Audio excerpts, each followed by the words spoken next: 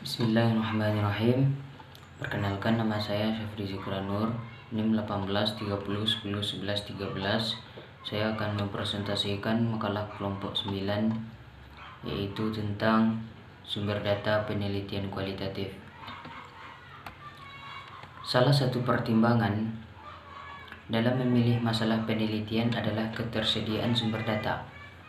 Penelitian kuantitatif lebih bersifat explanation, menerangkan atau menjelaskan. Karena itu, sumber data bersifat to learn about the people atau masyarakat objek. Sedangkan penelitian kualitatif lebih bersifat understanding atau memahami terhadap fenomena atau gejala sosial. Karena bersifat to learn about the people yang menyatakan masyarakat sebagai subjeknya, yang dimaksud sumber data dalam penelitian adalah subjek dari mana data dapat diperoleh. Selanjutnya yaitu sumber data statistik dapat diperoleh dari manusia, hewan, tumbuh-tumbuhan, benda, dan gejala atau peristiwa yang terjadi di sekitar kita. Yang pertama yaitu kita melihat kepada poin pertama, sumber data dalam bentuk benda nyata. Contohnya yaitu barang hidup seperti manusia, hewan, serta tumbuh-tumbuhan. Dan yang benda mati contohnya saja rumah, sepeda, saluran irigasi, jembatan, pesawat, dan lain-lain. Yang kedua yaitu sumber data dalam bentuk abstrak. Contohnya yaitu perasaan, kepercayaan, dan kekuatan supranatural. Poin yang ketiga yaitu sumber data dalam bentuk peristiwa atau gejala. Gejala alam antara lain yang gejala alami misalnya tanah longsor, banjir, gerhana matahari, gerhana bulan, dan lain-lainnya.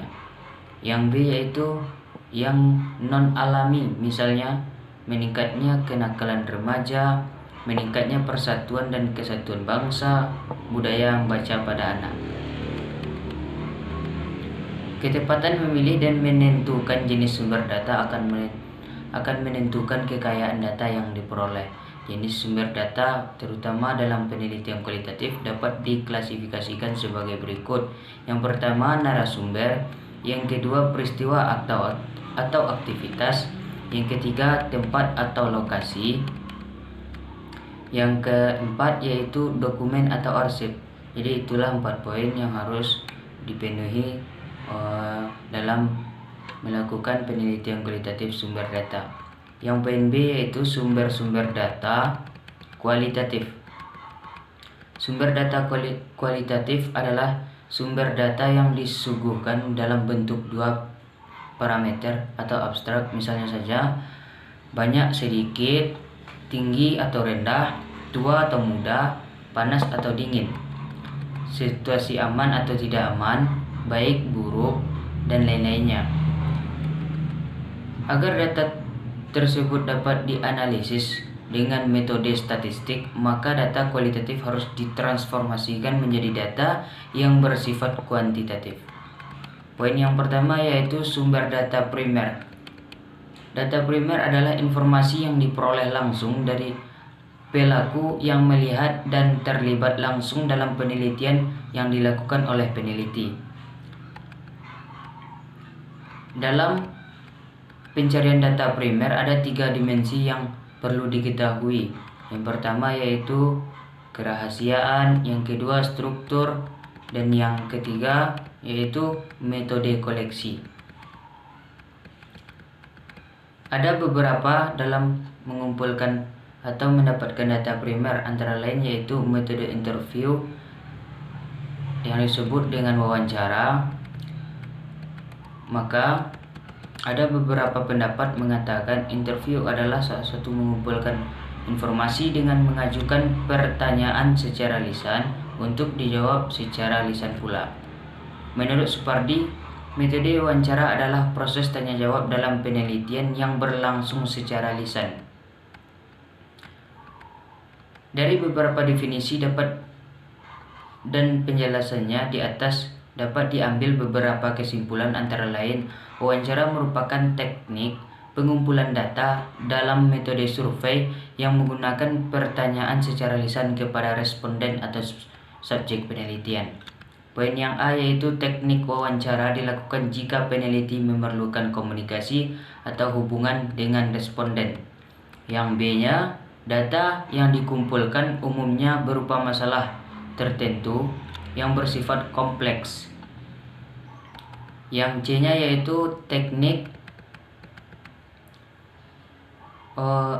ini terutama untuk responden yang tidak dapat membaca atau menulis, atau sejenis pertanyaan yang memerlukan penjelasan dari wawancara atau memerlukan penerjemahan.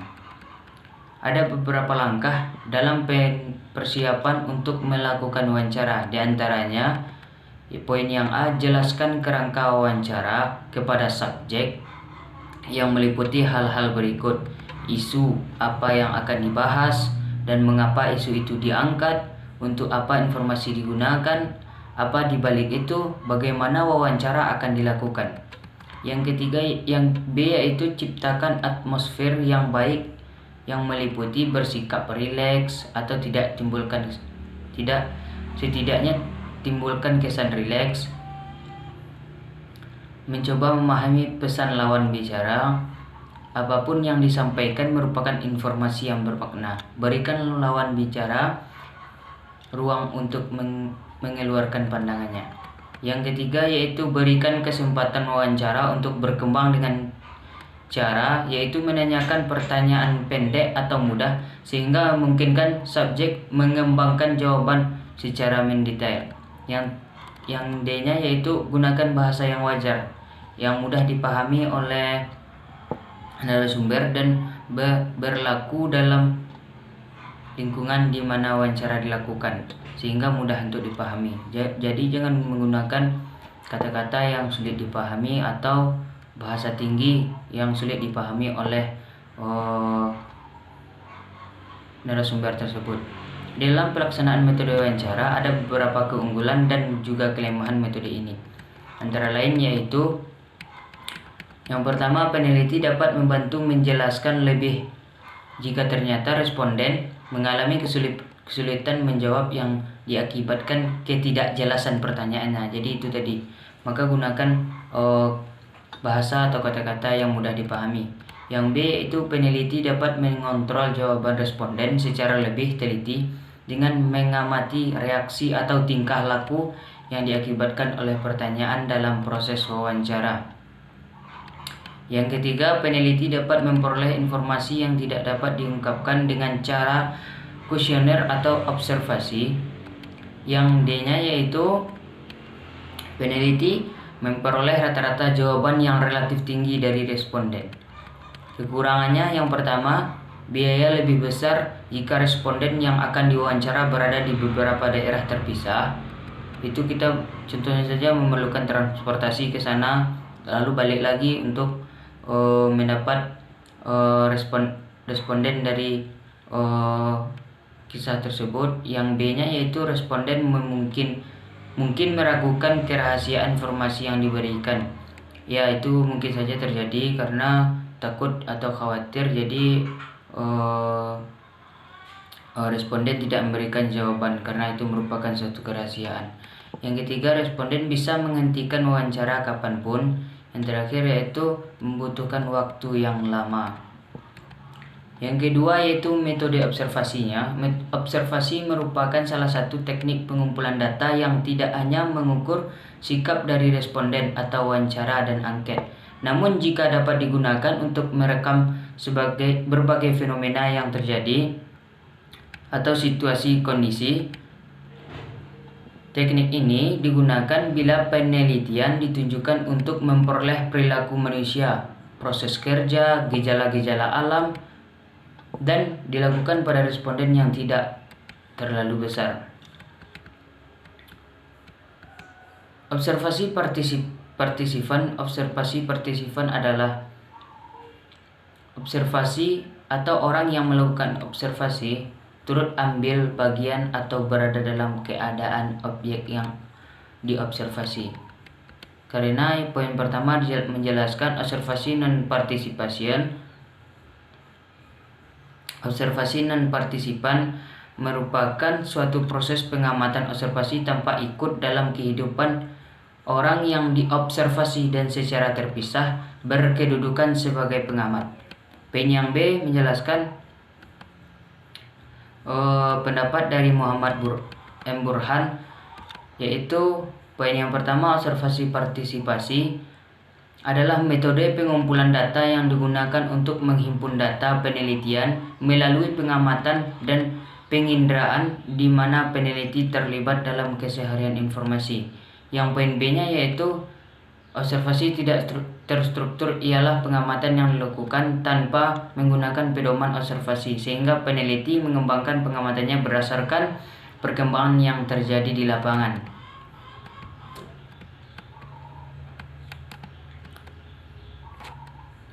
Yang poin kedua yaitu sumber data sekunder. Data sekunder merupakan pendekatan penelitian yang menggunakan data-data yang telah ada. Data sekunder dapat dipergunakan untuk hal-hal berikut, yaitu pemahaman masalah, penjelasan masalah, formulasi alternatif, solusi masalah. Jadi itu 4 poinnya. Ada beberapa kriteria dalam mengevaluasi data sekunder.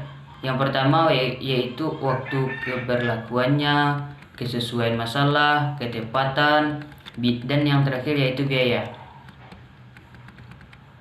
Mungkin itu yang dapat saya sampaikan. Mohon maaf kata yang salah. Assalamualaikum warahmatullahi wabarakatuh.